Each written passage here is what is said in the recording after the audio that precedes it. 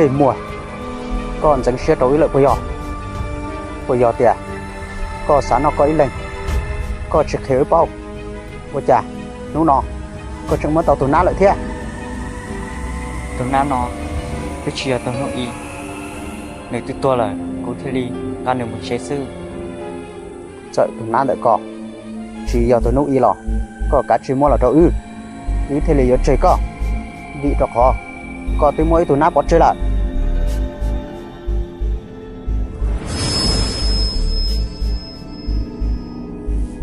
kể cả chi muốn là trò có sao tao đã chỉ mà muốn trò có tí tụi nó tổ sư ô lì trà nấy vô lô lì thọ nấy chia tụi nó cho cụ không mà lì một thế lực tụi nó nấy à